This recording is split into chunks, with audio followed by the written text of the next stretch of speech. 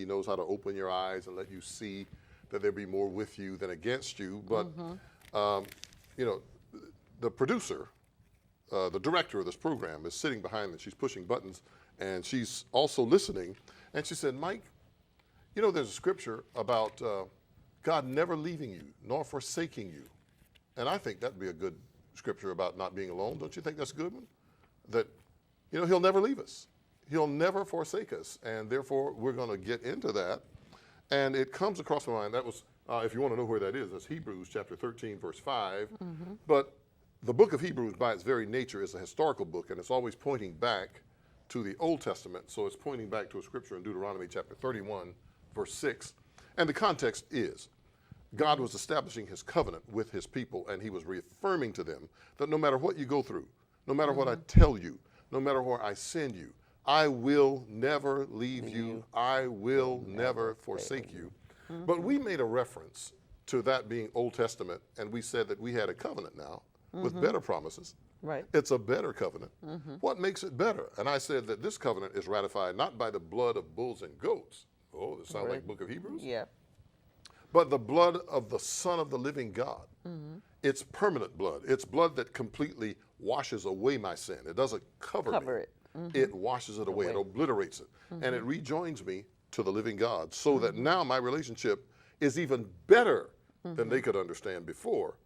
Because not only is he was with them, but according to the New Testament, he is in us. Therefore, there's nowhere you can go where he doesn't go with you.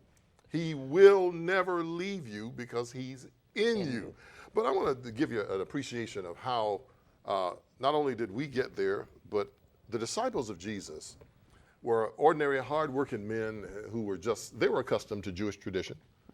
And they were accustomed to day in, day out problems and going on. But there came this Jesus, and he was just not like anybody they had ever seen. I mean, his teaching was just breathtaking. They'd sit on the edge of their chairs and say, this man doesn't teach like other people. No. He teaches like one with authority. They saw him do things. One time they were in a boat and tossed and turned and about to capsize, about to fill up with water. And Jesus stands up. They had to wake Jesus up. He stood up and he spoke to the winds and the waves, and they were calm. And the comment of the disciples, what manner of man is this? That the wind and the sea obey him. This was a revelation of what was in him. You remember I told you the mentor and the relationship between the mature and the servant coming alongside to learn. You can see them from the outside in, but there comes a day when you're going to see what they're made of. And Jesus, a lot of people saw him from the outside. They heard him teach, but his disciples got a chance to hear him from the inside out, and they saw things that blew their mind. What manner of man is this? You know, they saw him do things. They saw him heal the sick, work miracles, and they grew to love him as a friend. They saw him change things that they had walked by every day, things in their life that they had just said, that's just the way it is, so let's go on our way.